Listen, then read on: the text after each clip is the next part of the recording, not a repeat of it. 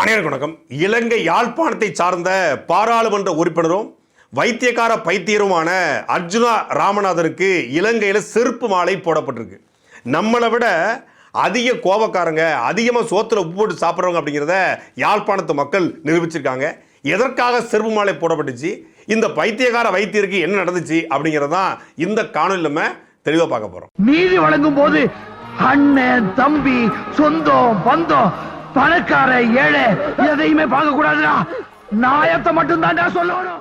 இலங்கை யாழ்ப்பாணத்தை சார்ந்த பாராளுமன்ற உறுப்பினர் அர்ஜுனா ராமநாதன் எல்லாருக்கும் தெரிஞ்சிருக்கும். ஒரு மாதத்துக்கு முன்னாடி கூட தமிழ்நாட்டுக்கு வந்து முதலமைச்சர் விஜய் அண்ணாவை பார்க்காம நான் போக மாட்டேன், விஜய் அண்ணா நல்லாட்சி கொடுத்துட்டு இருக்காரு அப்படின்னு இங்கேயும் இலங்கை பாராளுமன்றத்தில் எங்கள் அண்ணா விஜய் அண்ணாவை பார்க்குறதா என்னுடைய வாழ்நாள் லட்சியம் எனக்கு அப்படின்னு சொல்லி இல்லை இங்கே அவர் ஜெயித்த உடனே அங்கே புலங்காயுதம் அடைஞ்சாப்புல. அந்த ராமநாதனுக்கு இலங்கை யாழ்ப்பாண வீதிகளில் அவருடைய பதாகையை வச்சு ஃப்ளெக்ஸை வச்சு 10 அடிக்கு வச்சு செருப்பு மாலை போட்டிருக்காங்க. ஒரு பாராளுமன்ற உறுப்பினருக்கு இலங்கையில் செருப்பு மாலை போட்டது, அதுவும் தமிழ் எம்பிக்கு போட்டது இதுதான் முதல் முறை. அந்த அளவுக்கு இவரை ஏன் கேவலப்படுத்தணும்? என்னதான் அவர் வந்து அரசியல் விமர்சனம் பண்ணாலும், ஒரு பைத்தியக்காரத்தன மாதிரி பேசினாலும், தன் தோட்டத்துக்குள்ள பக்கத்து தோட்டத்தில் இருந்த ஒரு பெண்ணை பார்த்து சுடுவன் நாயே அப்படின்னு சொன்னதுக்கு ஜெயிலுக்கு போயிருந்தாலும், இலங்கை பாராளுமன்றத்தில் போய் அண்ணன் சீமான் குறித்து அவதூறான ஆபாசமான கருத்துக்களை பேசியிருந்தாலும், அண்ணன் சீமானுக்கு வந்து அது கொண்டு வரும்போது துப்பாக்கி கொண்டு போல வச்சிருந்தேன்னா உன்னை போட்டு தள்ளியிருப்பேன் அப்படின்னு சொல்லி இலங்கை பாராளுமன்றத்தில் உட்கார்ந்தே கொலை மிரட்டல் விடுத்திருந்தாலும், தமிழ்நாட்டுக்கு வந்து பைத்தியகாரத்தனமாக பேசி திரிஞ்சாலும், இங்கே போய் அமைச்சர் ராஜ்மோகனை, ஆதவர்ஜுனாவை, அண்ணன் திருமாவளவனை எல்லாரையும் பார்த்து அண்ணன் சீமானை வசைபாடுவதற்காகவே தமிழ்நாட்டுக்கு வந்துட்டு போயிருந்தாலும் செருப்பு மாலை போடுவது நியாயமா அப்படின்னு ஒரு கேள்வி இருக்குது. என்னதான் ஒரு பைத்தியமாக இருக்கலாம், பைத்தியமாக இருந்தால் கூட நம்ம வந்து பைத்தியக்கார மருத்துவமனைலாம் சேர்க்கணுமே ஒழிய செருப்பு மாலை போடுவது என்பது அது தவறானது இல்லையா? அப்போ ஏன் செருப்பு மாலை போட்டிருக்காங்க? அதுக்கு ஒரு காரணம் இருக்கும். காரணம் இல்லாமல் கண்டிப்பாக யாழ்ப்பாணத்து இளைஞர்கள், யாழ்ப்பாணத்து மக்கள் செய்ய வாய்ப்பே இல்லை.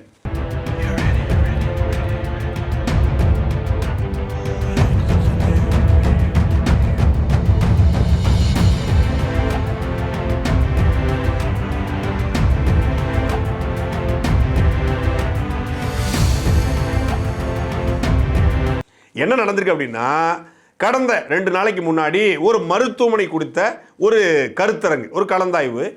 அதில் நிறைய டாக்டர்ஸ் இருக்காங்க, மருத்துவர்கள் இருக்காங்க. யாழ்ப்பாணத்துடைய பாராளுமன்ற உறுப்பினர் கஜேந்திரம் பொன்னம்பலம் இருக்கார். ஒரு பாரம்பரியமான அரசியல்வாதி, தமிழ் மக்களுக்காக தொடர்ச்சியாக போராடக்கூடியவர், தமிழ் தேசிய பின்னணி கொண்டவர், தமிழ் தேசியத்தை ஆதரிக்கூடிய தமிழ் தேசிய இயக்கத்தை, கட்சியை நடத்தக்கூடியவர் கஜேந்திரம் பொன்னம்பலம் அவர்கள். இவர் இங்கே உட்காந்துக்கிட்டு அந்த மருத்துவமனை குறித்த விவாதம் நடக்கும்போது அவரை பார்த்து இவன் குறுக்க பாயிறான். அவர் வந்து அதை கண்டுகொள்ளாமல் பேசிகிட்டே இருக்கார். உடனே நாயை அமைதியார், நாயை ஒரு தூக்கி அடிச்சிடும் நாயன்றார். ஒரு பெரிய மனுஷன், வயசுக்கு மூத்தவர், ஒரு மூத்த அரசியல்வாதி, தமிழ் தேசியவாதி, மக்களுக்கான ஒரு பிரதிநிதி. அவரை பார்த்து இவன் சொல்கிறான் தூக்கி அடிச்சிடும் நாயன்றான்.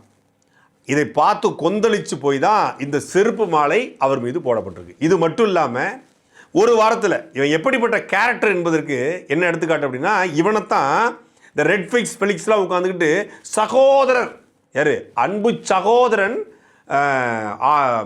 அர்ஜுனா ராமநாதனா, இவரை அமைச்சரை பார்க்குறதும், அமைச்சர் ராஜ்மோகன் பார்ப்பதும், கட்டி பிடிப்பதும், தலைமைச் செயலகத்து வாசலே 3 நாள் கிடந்துச்சு இந்த நாய்.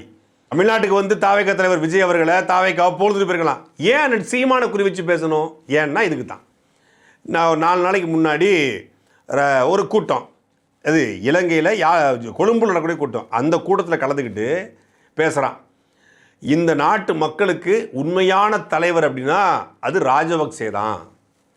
நான் சின்ன வயசுலேருந்தே எனக்கு ஜனாதிபதி அப்படின்னாலே நினைவுக்கு வருவது ராஜபக்சே தான். எங்கள் அப்பா ஒரு தீவிரவாத இயக்கத்தில் 3ஆம் நிலை காவலராக இருந்தார். நான் வந்து புலின்னு சொல்கிறான், தலைவர் பிரபாகரம்மா, ஆனால் அந்த மேடையில் போய் தீவிரவாத இயக்கத்தில் 3ஆம் நிலை காவலராக இருந்தார். சூழ்ச்சிகளால் ஏதோ நடந்துருச்சு. இப்போ வந்து 2029 ராஜபக்சே மகன் நமல் ராஜபக்சே இந்த நாட்டினுடைய ஜனாதிபதியாக வருவார் அப்படின்னு சொன்னது மட்டும் இல்லாமல், நான் சிங்களனா பிறக்கலையே அப்படின்னு நான் வந்து வருத்தப்படுறேன். நான் சிங்களனா பிறந்திருந்தா ராஜபக்சேவை கொண்டாடி தீர்த்திருப்பேன் அப்படிங்கிறான். சிங்கள மக்கள் ராஜபக்சேவை கொண்டாட வேண்டும். நீங்கள் சிங்களவன் சிங்களனாக இருக்கணும், பௌத்தம் பௌத்தனாக இருக்கணும், நம்மெல்லாம் அப்படி இருக்கணும் அப்படின்னு பேசிட்டு ராஜபக்சே வந்து கொண்டாடப்படணும். அதாவது 2029 ராஜபக்சே ஆட்சி வரணும், ராஜபக்சேவை அந்த சிங்கள மக்கள் புறக்கணிக்கக்கூடாது, நம்மள ராஜபக்சேக்கு ஓட்டு போடணும், அதுதான் அவனோட கோரிக்கை. இதெல்லாம் ஒரு பொழப்பா? ஒருத்தன் தமிழனா பிறந்த ஒருத்தன், தமிழ் தாய்க்கும் தமிழ் தகப்பனுக்கும் பிறந்த ஒருத்தன், தமிழ் பற்று கொண்ட ஒருத்தன் ராஜபக்சேவை தலைவனாக, ராஜபக்சே ஜனாதிபதியாக வரணும், சிங்களவர்கள் ராஜபக்சேவை கொண்டாடணும் ஒருத்தன் சொல்கிறான்னா அவன் பிறப்பில் சந்தேகம் இருக்குமா இருக்காதா? அதனால தான் யாழ்ப்பாணத்து மக்கள் அர்ஜுனா ராமநாதன் அப்பா பேரை தூக்கிட்டு அர்ஜுனா ராஜபக்சேன்னு போட்டிருக்காங்க. 1,80,000 மக்களை கொத்து கொத்தாக கொன்றொழித்து தடை செய்யப்பட்ட அத்தனை ஆயுதங்களையும் பயன்படுத்தி பாலியல் வன்கொடுமை என்பதை ஒரு ஆயுதமாக பயன்படுத்திய கூட்டம் ராஜபக்சே கூட்டம். அந்த ராஜபக்சே கூட்டத்தை ராஜபக்சே பக்கத்தில் போய் உட்கார்ந்து கொண்டு இவன் ராஜபக்சேவுடைய என்ன சொல்லுது பினாமி, ராஜபக்சேவுடைய ஆளு, ராஜபக்சேவால் இயக்கப்படுறவன், அங்கே போய் உட்காந்து ஒருத்தன் பேசுகிறான்னா அவன் எவ்வளோ பெரிய அயோக்கிய பேராக இருப்பான். அந்த அயோக்கியன் சர்வசாதாரணமாக தமிழ்நாட்டுக்கு வந்துட்டு அவதூறு சேற்றை அள்ளி வீசுகிறான். அதை எல்லா ஊடகங்களும் காட்சிப்படுத்துச்சு. இவன் யார், இவனுடைய பின்னணி என்ன, இவன் எதுக்கு பேசுகிறான் இல்லாமல் தொடர்ச்சியாக அண்ணன் சீமான் குறித்து பேசப்பட்டதை தமிழ்நாடுடைய எல்லா ஊடகங்களும். அண்ணன் சீமான் பேசுனா எல்லா ஊடகமும் போடாது, ஆனால் சீமானை பற்றி யாராவது பேசுனா போடுவான். எப்பேற்பட்ட ஊடகங்கள் பாருங்கள். அண்ணன் சீமான் பற்றி புகழ்ந்து பேசினாலோ இல்லை அவருடைய செயல்பாடுகளை பேசினாலோ அவருடைய கொள்கைகளை பேசினாலோ அதை எடுத்து காட்சிப்படுத்தாது, அதை எடுத்து போடாது. ஆனால் சீமானவர்களை பற்றி விமர்சனம் பண்ணால், கேலி பண்ணால், கிண்டல் பண்ணால் அவருக்கு வந்து கோடி கோடியாக வெளிநாட்டில் பணம் வருது, அவர் திறநிதி வச்சு வாழ்கிறாரு அப்படின்னு யாராவது பேசினா அதை எடுத்து சீமானை விமர்சித்த இலங்கை எம்பி அப்படின்னு போட்டு அதை பெரிய செய்தியாக கொண்டு மாறிச்சு. அப்படிப்பட்ட ஒரு அயோக்கிய பைய இங்கே வந்து பேசிட்டு அங்கே போய் அப்படியே ராஜபக்சே முன்னாடி ராஜபக்சே புகழ்றான்னா அவன் யாருக்காக பேசுகிறான்னு கூடவா எங்களுக்கு தெரியாது. මම බැරි වෙලා හරි සිංහලෙන් උපදනා නම් මම ඕගොල්ලන්ගේ පිටපස්සේ පෙනී හිටිනවා. හැබැයි මම දෙමළ වුණාට මම ඇත්ත කියන්න කැමැති. එදාත් අදත් ඉස්සරහටත් කවුරු හරි කවුද ජනාධිපති කියලා කිව්වම පොඩි ළමයා ඉඳන් වයසක ආයත් වෙනකන් කියන්නේ අධිකාරි ජනාධිපති. தரித்திரம் முடிச்ச மூதேவி, உன் கதை என்னடா காரி துப்புற மாதிரி இருக்கு. அவன் முதலும் கடைசியுமா பாராளுமன்றத்துக்கு போனது இதுதான். இதுக்கப்புறம் அவன் பாராளுமன்றத்துக்கு படிக்கட்டு கூட போகிறது கிடையாது.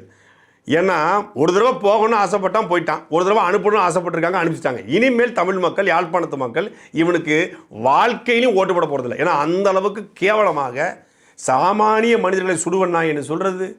இங்கே வந்தான் சீமானை வந்தா நாய், தமிழ்நாட்டுக்கு துப்பாக்கி கொண்டு வந்தது தோக்கு கொண்டு வரல, கொண்டு வந்திருந்தா நான் சுற்றுப்பறடா உண்ணி அப்படிங்கிறான். எவ்வளோ திமிரு டேய், ஃபூ அப்படின்னு ஊதுனா விழுந்துருவான்.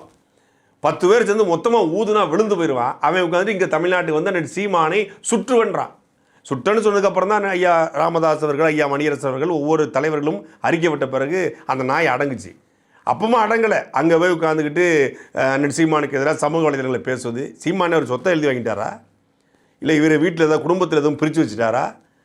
அப்போ எதற்காக ஒருத்தர் இங்கே அரசியல் பேசுகிறாரு, அரசியல் பண்ணுறாருன்னு தெரியாமல் தன்னுடைய அரசியல் அரிப்புக்காக, தன்னுடைய அட்டென்ஷன் சீக்கிங்காக இங்கே வந்து முழுக்க ரெண்டு சீமானுக்கு எதிராக தான் விஜயை புகழ்ந்தான்.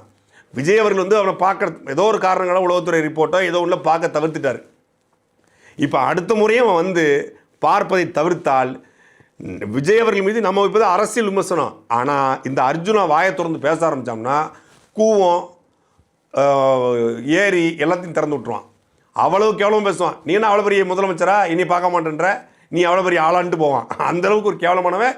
இவனை கூட்டு வச்சு வன்னியரசு புகழ்கிறதும், திருமாவளவன் புகழ்கிறதும், அங்கே மேடையில் ஏற்றுறதும். அப்போ சீமானுக்கு எதிராக ஒருத்தன் பேசுகிறா இருந்தால் அவன் ராஜபக்சே ஆளாக இருந்தால் கூட உங்கள் மேடையில் ஏற்றுவீங்கன்னா நீங்கள்லாம் எவ்வளோ பெரிய ஆட்கள். இங்கே நிறைய தற்கூறிகள் இருப்பது போல் இவன் இலங்கையை சேர்ந்த தற்கூறி அப்படின்னு ஏற்கனவே சொல்லியிருந்தேன். இவன் எவ்வளோ பெரிய தற்கூரியாக இருப்பான்னா, பதாகையை ஒட்டி செருப்பு மேலே போட்டாங்க. இவன் என்ன பண்ணணும், போலீஸில் போய் கம்ப்ளைண்ட் தானே பண்ணணும். ஏன் போட்டாங்க அப்படின்னு கம்ப்ளைண்ட் பண்ணுவோம். அபிதா மாமாவுக்கு கோபம் வந்துச்சு அப்படிங்கிற மாதிரி இந்த சர்வதேச சைக்கோ கிளம்பி போய் அந்த பதாகை பிடிச்சி கிழிச்சு கோவத்தில் கிழிச்சு வண்டியில் சுருட்டி போட்டு போயிட்டு இருக்கான். அந்தளவுக்கு ஒரு மனநலம் பாதிக்கப்பட்டு இவன் குடும்பத்துக்கு பேர் கிறுக்கு குடும்பம்.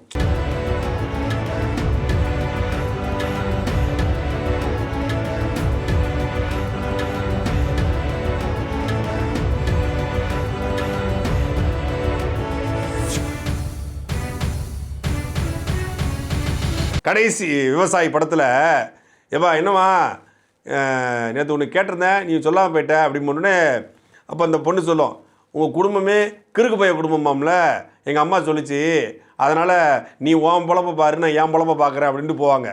அது மாதிரி இவன் குடும்பமே ஒரு கிறுக்கு பைய குடும்பம். இவன் உங்கள் அப்பா, இவங்க தாத்தா முதற்கொன்னும் தாத்தாவெலாம் ஏன் இழுக்கணும்னா அங்கே உள்ள மக்கள்கிட்ட விசாரிக்கும் போது அவங்க குடும்பமே ஒரு கிறுக்கு குடும்பங்க, அது அப்படி தான் நடந்துக்கும் அப்படின்றாங்க. இந்த கிறுக்கை பற்றிலாம் பேசி நேரத்தை வீணடிக்க விரும்பல, கண்டென்ட் இல்லை.